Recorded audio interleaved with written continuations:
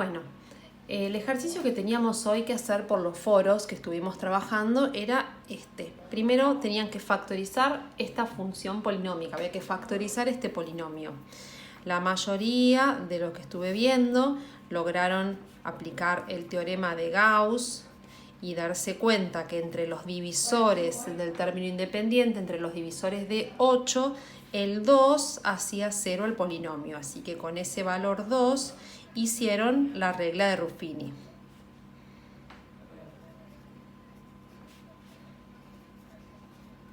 Bien, lo que estoy observando es que algunos, cuando terminan de hacer la regla de Ruffini, se dan cuenta que acá me queda un polinomio de grado 2 con estos valores de acá, pero pocos vi que lo expresan de esta forma.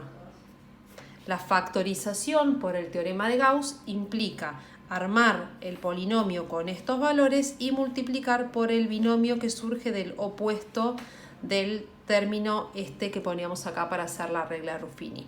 Vi que muchos lograron hacer también con este polinomio de acá la fórmula resolvente obteniendo menos 2 y menos 2.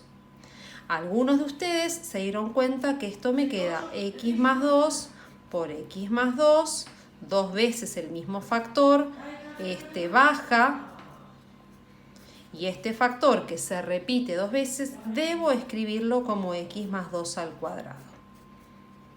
Entonces, esta es la factorización, esperen que se me termine la lapicera, esta es la factorización que debía quedarles de este polinomio. Una vez que obtenían estos dos factores, había que encontrar las raíces. Encuentro una raíz acá que es menos 2. Voy a cambiar de lapicera porque justo se me termina en el medio del video. Esta primera raíz es menos 2 y acá tengo otra raíz que es 2. Las raíces decíamos que son los valores que al reemplazar en cada factor lo hacen 0. Entonces, luego de hacer esto, ustedes tenían que graficar. Cuando graficaban, debían marcar los dos valores de las raíces, eje Y, voy a correr un poquito para acá, eje Y y eje X.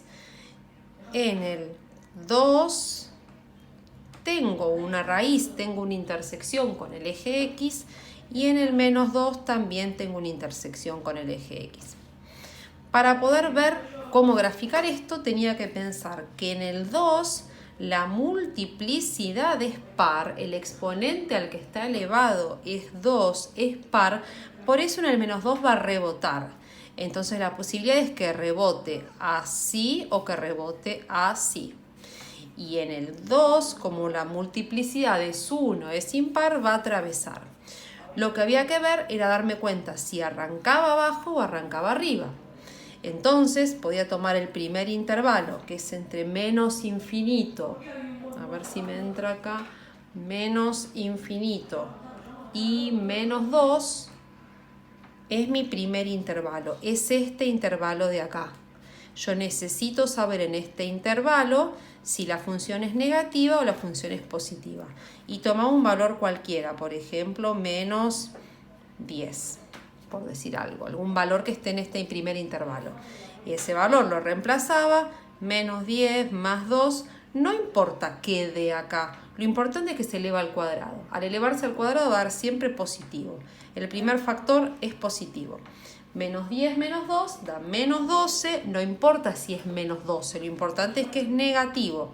Sea menos 12, si yo hubiera tomado menos 100, va a dar obviamente menos 102. Si hubiera tomado menos 3, va a dar menos 5. Lo importante es que lo que yo elija en este intervalo, al reemplazarse acá da positivo y al reemplazarse acá da negativo. Entonces, más por menos, menos. Eso quiere decir que mi función empieza abajo. Cuando sé que empieza abajo, llega al menos 2, rebota por ser multiplicidad par, luego vuelve a bajar y toma el 2 y atraviesa por ser multiplicidad impar. Ahora bien, yo podía haber hecho todo esto o podía darme cuenta que la ordenada al origen, que es el término independiente, es menos 8. Menos 1, menos 2, menos 3, menos 4, menos 5, menos 6, menos 7, menos 8. Como tiene que pasar por acá, porque es la ordenada al origen, ya sin hacer esta parte me podía dar cuenta que esto era así, que esto rebota así.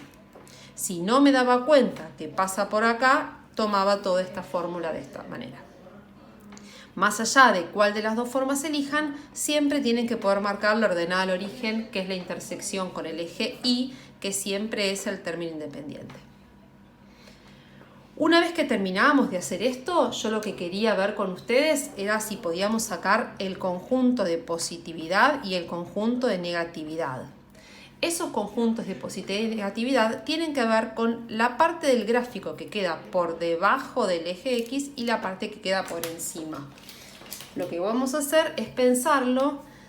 Toda esta parte de la curva que estoy marcando en amarillo son todos valores negativos hasta acá. A partir de esa raíz empiezan a ser positivos, a ver si encuentro otro color, acá, empiezan a ser positivos estos valores de acá. Entonces todo el tramo en amarillo es conjunto de negatividad y el tramo verde es conjunto de positividad. Nosotros expresamos en matemática que el conjunto de positividad son los valores comprendidos entre el 2 y el más infinito. Esto lo vimos cuando vimos cuadrática, ¿se acuerdan? Y el conjunto de negatividad son los valores comprendidos desde el menos infinito hasta el menos 2, unión desde el menos 2 hasta el 2. A ver si me entra la hoja acá, ahí va.